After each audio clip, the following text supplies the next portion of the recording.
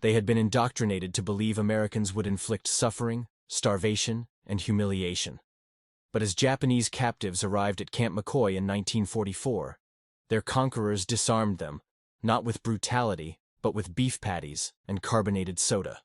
They anticipated death, not continued existence. When the train cars screeched open in the frigid Wisconsin air of 1944, scores of Japanese troops descended onto the frosted earth, squinting at the weak sunlight. Their attire was in tatters, some barely held together by loose threads or makeshift bindings. Malnutrition was etched onto their features: sunken cheeks, exhausted eyes, lips cracked from weeks of meager rations and arduous transport.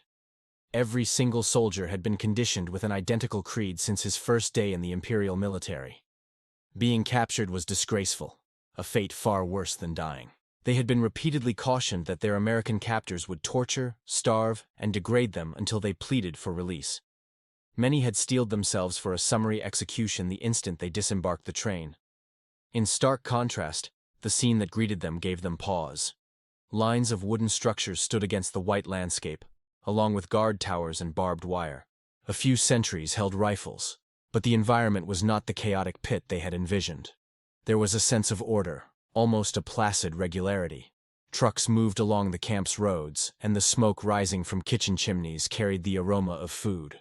Rich, substantial food, far more potent than the watery broths they had subsisted on for months. A few of the captives shared unsettled looks. Others kept their gaze fixed on the ground, unwilling to show even a flicker of curiosity. The guards yelled instructions in English, sharp and rapid. The prisoners understood little, but the tone was authoritative, not cruel.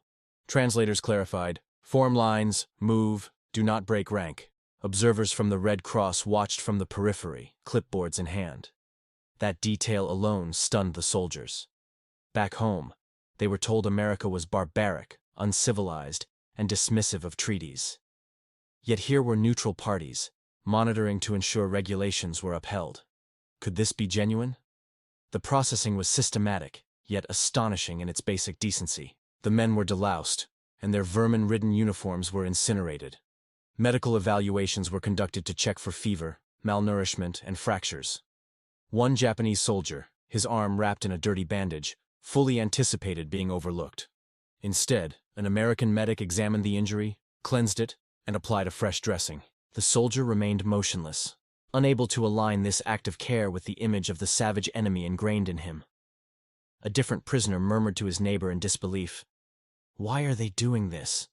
We are not their people. We are worthless." Another just shook his head. "It has to be a deception, just wait." The apprehension remained. Every step felt like it might be the one that led to the foretold punishment.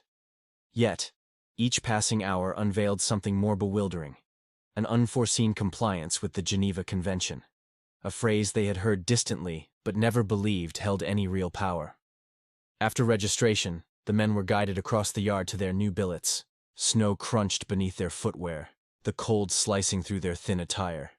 But the barracks, while Spartan, were warmed by stoves, lined with cots, and supplied with woolen blankets. It was not liberation, but it was refuge. A few men sat heavily on the mattresses, pressing them with their hands as if the simple softness might dissolve. This was still incarceration. Yet, inside, the men recognized something they couldn't dismiss. The camp was run efficiently, yes, but it was not an oubliette. The contrast gnawed at them. Their entire lives they had been conditioned to believe that capture meant debasement, that surrender reduced them to animals. But here, at Camp McCoy, the initial impressions were profoundly different. A guard steadying an ill man, a medic meticulously applying gauze, a Red Cross agent verifying that food was distributed equitably. The men did not let their guard down, not yet. Suspicion was a constant tight knot in their chests. But as darkness fell and they lay on cots under actual blankets, they couldn't help but wonder if the most profound stun was not captivity itself, but that captivity bore no resemblance to the horror they had braced for. For soldiers who had anticipated brutality, the first day at Camp McCoy was the start of something they lacked the vocabulary for. But the real jolt would not arrive with regulations or barracks. It would come on a metal tray in the dining hall, carried on the scent of cooked meat and the hiss of carbonated beverages waiting to be consumed. The following morning, the prisoners awoke not to physical strikes or screamed curses, but to the sound of a bugle. The call startled many, not because of its volume, but because of its familiarity. They had heard that same sound in their own military bases back in Japan. For a brief second, some forgot where they were. But reality returned with the thud of boots and the sound of English voices outside. They were commanded to assemble, their names were called, and they were marched toward the dining building. The dread of what awaited them sat heavy in their stomachs. Many assumed food would be denied, or they would be given refuse unfit for human consumption. Starvation had been their constant partner in the Pacific. Meals had shrunk to meager bowls of thin rice, sometimes barley, and, if they were fortunate, a few pickled items.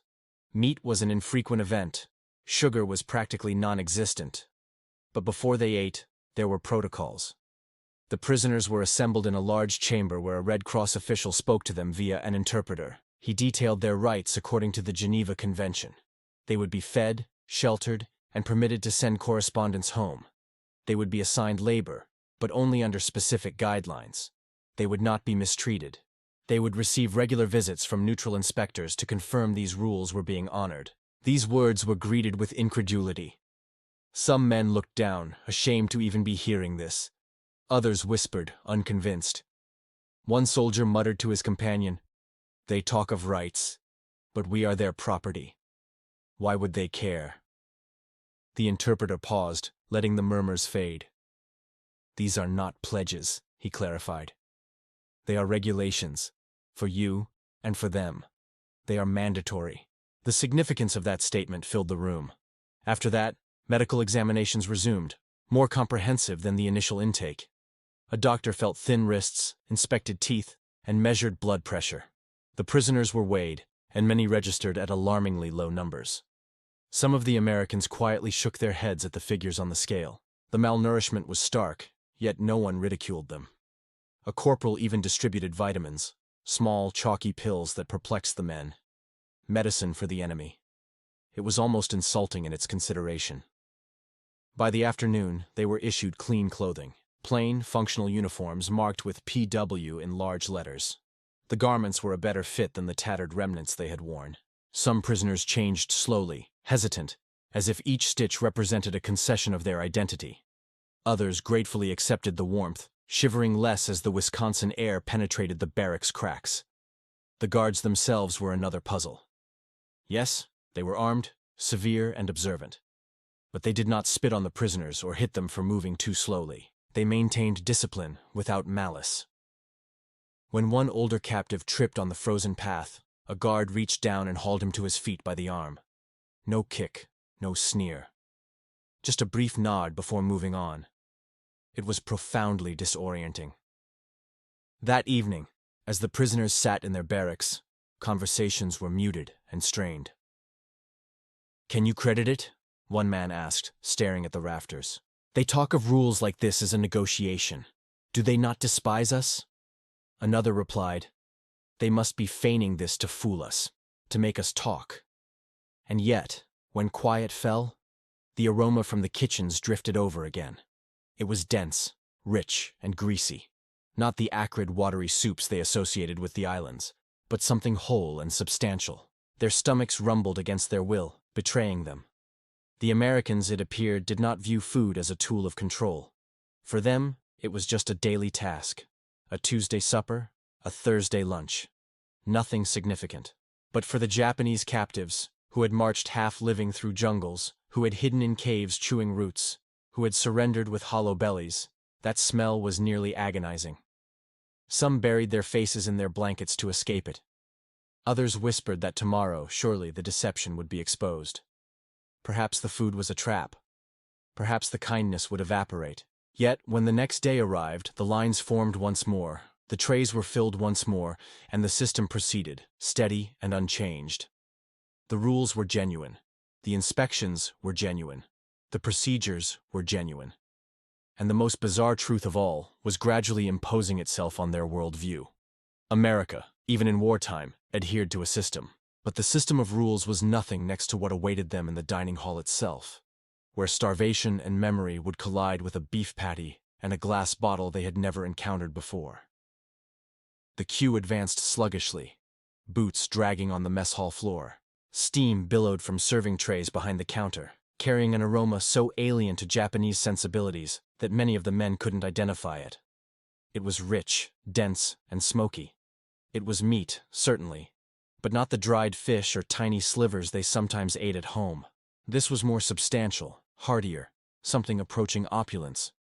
The prisoners held their metal trays like bucklers, bracing for the degradation to begin.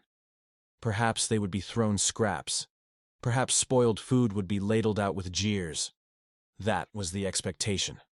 Hunger stretched every second, but fear kept them from appearing too anxious. Then, the first soldier reached the front. An American cook, sleeves rolled up, slapped a hot patty onto a bun with a spatula. He then added a scoop of fried potatoes. Finally, he grabbed a glass bottle, beaded with condensation, popped its top, and slid it onto the tray. The red cursive script on the label was unrecognizable, almost ornate. The Japanese soldier gazed at the tray as if it were a booby trap. His hand was shaking. "Keep moving," the cook said, not unkindly. The prisoner shuffled away, still looking at the tray. Behind him, others craned their necks to see what he had received. Murmurs spread down the line. "Meat. They are serving us meat." As more trays were filled, the disbelief deepened. The bun was soft. The potatoes were fried to a golden brown. And the bottle, Coca-Cola, a guard explained tersely, bubbled as if it were alive.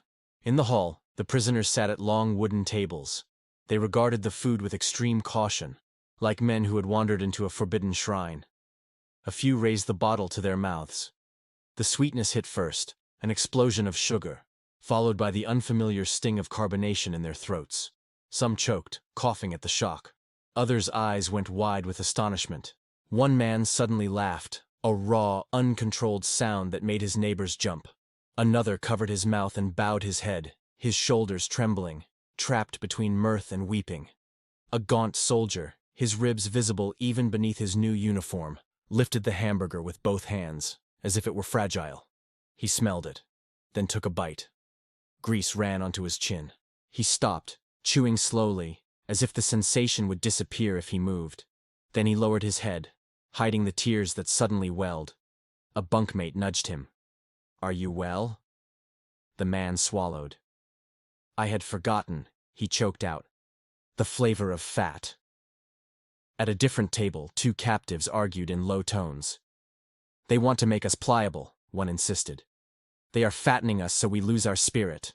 Or, his companion replied slowly, "they just eat this way all the time." That concept was more difficult to digest than the meal itself. The hall filled with quiet sounds, chewing, stifled chuckles, and the occasional sob, quickly smothered. For a group of men who had endured the starvation of Guadalcanal, Saipan, and the failing supply lines of the home islands, this meal was more than sustenance. It was an attack on their entire framework of reality. One prisoner later whispered to his bunkmate that the sweetness of the Coca-Cola felt like a pleasant nightmare. Too gentle to be part of a war. The Americans serving the food saw nothing remarkable. To them, it was just procedure. They ate the same hamburgers and fries, drank the same soda, and gave it no thought. For the guards and cooks, feeding the captives was a logistical task. But for the prisoners, it was as if they had stepped into a parallel dimension. What stunned them most was not the sheer quantity, but the absolute mundanity of it all. The Americans were not making a show of it. They were not taunting them. This was not a banquet designed to impress. It was, apparently, just Tuesday supper. That contrast struck them more forcefully than any physical blow could have. Here were men who had fought with zeal, who had been told that America was decadent, starving, and on the verge of collapse. Yet, in captivity, they were consuming better meals than they had as free soldiers of the Emperor. The shame was acute, but the relief was sharper. By the time the trays were clean and the bottles empty, the prisoners sat back, silent. Some folded their hands as if in prayer. Others just stared at the wall, trying to assimilate what had happened. The guards called them to order, guiding the men back to their quarters. The prisoners filed out, still dazed, still whispering about what they had tasted. That night, lying on their cots under woolen blankets, the memory of the hamburger and the Coca-Cola remained. It was not just food. It was evidence. Evidence that their enemy inhabited a completely different universe, one where sweetness could be squandered on prisoners, one where meat was so plentiful it could be ground, shaped, and distributed without a second thought. But the food was just the start. Once the daily patterns of life inside Camp McCoy solidified, the prisoners would confront a different kind of trial. Living with order, tedium, and moments of human decency that challenged everything they believed. The shock of that first meal remained, but it did not eliminate the fact of their confinement. Every morning, the prisoners of war at Camp McCoy awoke to the sound of assembly, boots crunching in the frost, and rifles aimed from the towers. The barbed wire was a constant presence, a line drawn across the sky, reminding them that this existence, however different from their expectations, was still incarceration. Within the wire, repetition was king. After the morning meal, prisoners were sorted into details. Some were tasked with clearing snow from the roads, others with chopping wood, and still others with assisting on local farms under armed supervision. The labor was consistent, not crushing. It surprised many of the men that they were not being worked to the point of collapse. Instead, they received a small stipend in camp scrip, which could be traded for items at the camp store. Toiletries, stationery, or even sweets and cigarettes. One afternoon, a Japanese soldier held up a bar of chocolate he had acquired with his scrip. His hands shook as he opened it. "In Japan," he murmured to a fellow captive, "this is used as medicine. Here, they pass it out to soldiers like it is nothing." His friend just shook his head, baffled. The store itself was another revelation. Prisoners observed American soldiers entering and leaving, talking casually, purchasing Coca-Cola or chewing gum, sharing jokes with the attendant. The sheer normalcy of it was almost agonizing.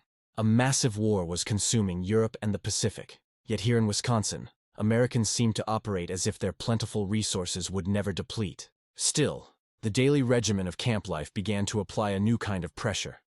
There was no combat, no strategic advance, no dying comrades to honor.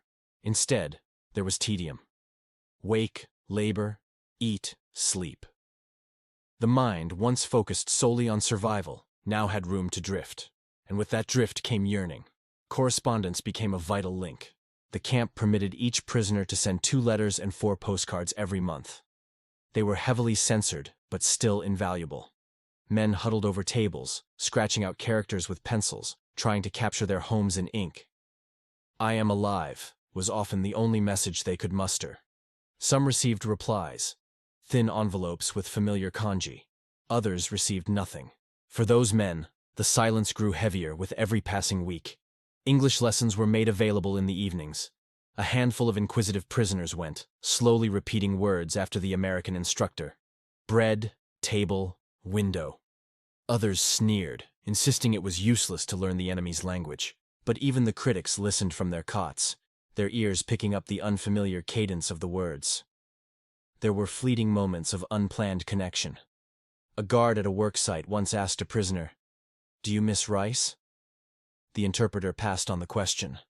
The prisoner gave a bitter laugh and replied in Japanese, "Rice is a distant memory." When the answer was translated, the guard fell silent, perhaps grasping the gravity of the statement. Not all encounters were so mild. Distrust remained. Some guards treated the prisoners with a cold detachment, never speaking beyond directives. And within the barracks, disputes erupted among the prisoners themselves. Some clung desperately to the belief that Japan would be victorious, that these months of captivity would conclude in triumph. Others, worn down by what they saw, muttered that defeat was unavoidable. One night, 2 men argued so fiercely that a guard had to intervene. "You disgrace our nation when you speak of defeat," one prisoner yelled. "And you disgrace logic by denying what is in front of you," the other retorted. The guard quieted them, but the friction persisted. Even in the American heartland, the war continued inside their heads. Yet, life in the camp also fostered small human rituals. Prisoners carved wooden figures in their free time, played makeshift games, or simply sat together, sharing tales of their homes. The smell from the dining hall never stopped haunting them, but at least it was reliable. 3 meals every day, without fail. That fact alone distinguished this confinement from the jungle trenches and collapsing islands they had left. Daily life in Camp McCoy was not liberty, but neither was it torment. It was something in between. a strange suspension where physical survival was guaranteed, but a sense of purpose felt absent. But the longer they remained behind the wire, the more they started to observe something odd. Behind the rigid schedules and armed fences, flickers of connection were igniting between the interned and their keepers, moments that could not be dismissed as mere rules or procedures. For weeks, the camp operated with mechanical precision. Guards issued directives, prisoners complied, meals arrived on time. The tempo was predictable, even monotonous, but within that predictability, small fissures appeared, allowing humanity to seep in, moments neither side could have foreseen when the conflict started. It often began with the most basic barrier: language. Few of the Japanese captives knew more than a handful of English words, and the majority of Americans in the camp were completely unfamiliar with Japanese. Commands were relayed through translators or by gestures. Yet, need drove both sides to adapt. A guard might point to a shovel and snap, "Work." A prisoner, catching the sound, would repeat it quietly, "Waku." Soon, others were doing it, chuckling at their own awkward pronunciation. One evening, during an English lesson, an American teacher wrote "family" on the blackboard. He motioned for a volunteer to pronounce it. A prisoner stood, paused, and then said, "Famray." The room filled with laughter, not malicious, but genuine. Even the instructor grinned. The prisoner grinned back, his expression softening for the first time in months. In that moment, the label of enemy receded, replaced by something more fundamental: men trying to communicate across a void. Food, once again, became a sort of neutral territory. On rare occasions, guards would share cigarettes or chewing gum with prisoners during work details. The gum perplexed them. One man chewed for several minutes, then swallowed it. The Americans erupted in laughter, shaking their heads and trying to demonstrate. Soon, gum became a minor token of interaction, a guard offering, a prisoner accepting with a formal bow. There were also confrontations. On a farm outside the camp, where a group of POWs was clearing fields, an American farmer watched them intently. His son had been killed in the Pacific, and his resentment was palpable. When one prisoner bent to retrieve a dropped tool, the farmer spat on the ground near his boots. The guard escorting the crew saw it. He said nothing, but he moved physically closer to the prisoner. The tension was thick in the cold air, unspoken but potent. The farmer turned away, grumbling, "Should have let them die of hunger." News of that incident spread rapidly among the prisoners when they returned. "Not all Americans adhere to their regulations," one observed darkly. His bunkmate countered, "Of course not. They are men, just as we are. Some will hate, some will not." Inside the wire, connections sometimes formed where no one anticipated them. A young guard named Miller, barely 20 years old with a gentle accent from Illinois, often lingered near the barracks after his shift. He carried pictures of his relatives, showing them to prisoners who clustered near the fence. They couldn't understand his words, but they recognized the images: a mother, a father, two small sisters. In response, the prisoners would draw shapes in the packed dirt, sketching their own houses, their villages, their wives waiting an ocean away. It was not a conversation in words, but a dialogue in pictures.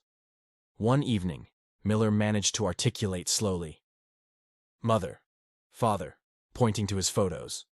A prisoner nodded, tapped his own chest, and said in Japanese, "Ha ha ha, chi-chi, imoto." The exchange lasted only seconds before another guard called Miller away. But the connection had been made. They had communicated across the divide, if only for an instant. Still, cultural conditioning was profound, and suspicion was equally deep. Among the Japanese, devotion to the emperor was not washed away by hamburgers or Coca-Cola. Some men circulated warnings against going soft. They accused fellow prisoners who attended English classes of compromising their honor. In the dim barracks, arguments ignited. Was survival worth this adaptation? Or did every borrowed word, every shared laugh with a guard, erode who they were? One prisoner secretly journaled, "We were taught Americans were beasts, yet they share their gum. They treat our wounds. Which is the deception, and which is the reality?" The paradoxes tormented them. For some, the guard's decency felt like the ultimate humiliation. a confirmation that they lived better as captives than their own families did back home. For others, those same moments hinted at an uncomfortable but unavoidable realization. The enemy was not a monolith.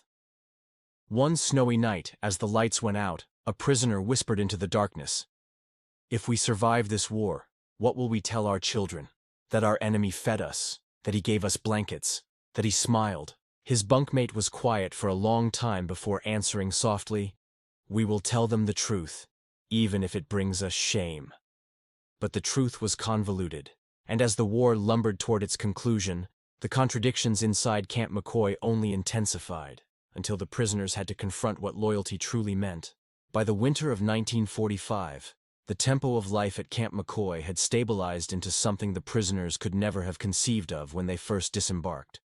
Starvation no longer gnawed at their bodies. Labor, while tedious, did not destroy them.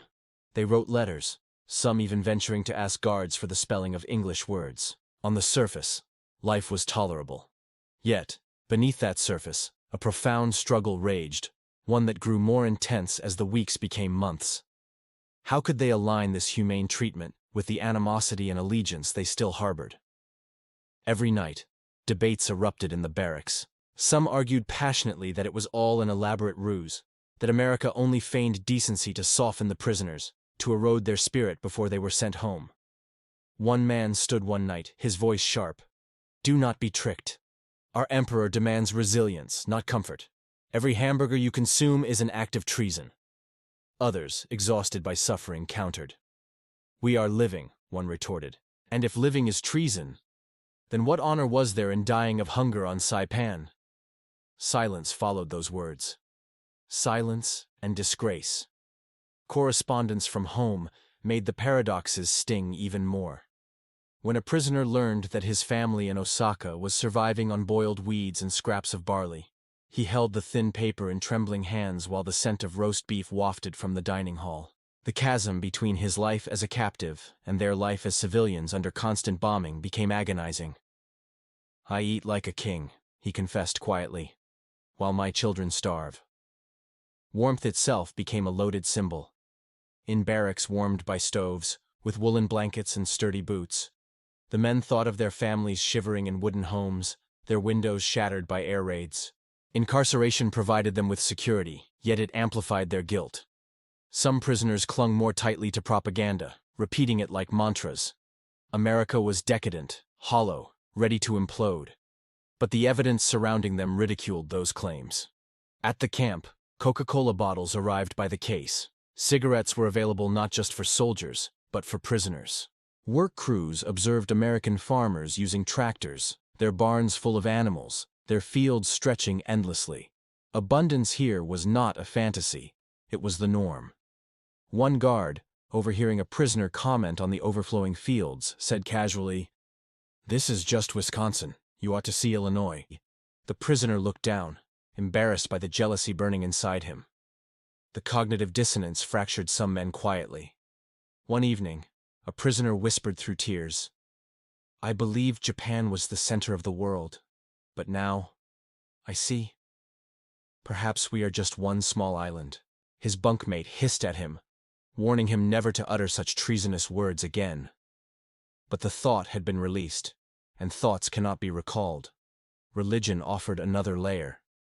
Some prisoners gathered in quiet circles, reciting prayers to their ancestors, clinging to tradition. Others watched American chaplains conduct services for their own troops, and a spark of curiosity flickered. A few even attended, if only to sit in the warmth of the chapel. They did not comprehend the hymns, but they understood the act of devotion. Different deities, different rites, but the same human need for hope. Perhaps the most painful contradiction emerged during the Red Cross inspections. The officials would ask the prisoners if they were being treated well. Most answered yes, because it was the truth. But afterward, back in the barracks, a wave of shame washed over them. "We confess that our enemy treats us decently, while our own nation cannot feed us," one lamented. "What does that make us?" No one had a reply. One snowy afternoon, a work crew was clearing a road near the camp when a group of American children approached. They were inquisitive, unafraid, their cheeks flushed from the cold. One little girl held out a bar of candy, offering it through the wire to a Japanese prisoner. He froze. He had confronted bombs, bullets, and starvation. But the simple, innocent gesture of a child frightened him more than any weapon. Slowly, he reached out and took the candy. He bowed low and managed in broken English, "Thank you." The girl smiled and skipped back to her friends. That night, the man confessed to his bunkmates that he felt more shattered by that small gesture of kindness than by all the battles he had fought. "A child of the enemy," he whispered, "gave me food with a smile. How can I possibly hate her?" Such moments left scars of confusion. They did not erase allegiance to the emperor, nor did they stop the war raging in their hearts. But they made the line between friend and enemy more indistinct than propaganda had ever allowed. As 1945 advanced, the men knew the war outside was reaching its apex. Rumors of the firebombing of Tokyo, of massive losses in the Philippines, filtered into the camp. Each new report intensified the paradox. Inside the barbed wire, they lived with regular meals, shelter, and even moments of humanity. Outside, their nation was incinerating. But incarceration, no matter how humane, could not be permanent. The question looming was straightforward and terrifying. What would happen when the gates finally swung open, and they returned to a homeland scarred by fire and starvation? By the summer of 1945, the world beyond Camp McCoy had changed irrevocably. Whispers became headlines, seen in American newspapers that prisoners sometimes glimpsed. The Allies were advancing in Europe. Cities in Japan were ablaze under waves of bombers. When Hiroshima and Nagasaki were struck, rumors tore through the camp faster than the guards could suppress them. Most prisoners didn't truly grasp what an atomic bomb was, but the horror of it saturated every word. Then, the truth they could not evade arrived. Japan had surrendered. The news descended upon the camp like a physical weight. Some prisoners stared at the ground, numb. Others wept silently, their shoulders shaking beneath their plain uniforms. For years, they had been indoctrinated with the belief that their nation could not be defeated, that death was superior to surrender. Now, defeat was a fact, and it had found them behind barbed wire, unable to raise a weapon, unable to choose their own end. Days unfolded in a bizarre hush. The guards did not celebrate or taunt. They simply continued the established routines: meals, roll calls, inspections.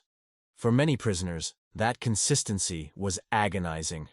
"They treat us identically," one man whispered bitterly, "whether we are warriors or a defeated people. Do they not comprehend our disgrace?" But the camp was already shifting gears, preparing for repatriation. The Red Cross began compiling lists, arranging transport, and setting schedules. Prisoners were issued clean uniforms, given final medical exams, and briefed on the journey ahead. They would be transported back across the Pacific, not as soldiers of a conquering empire, but as the remnants of a war their country had lost. The departure was not celebratory.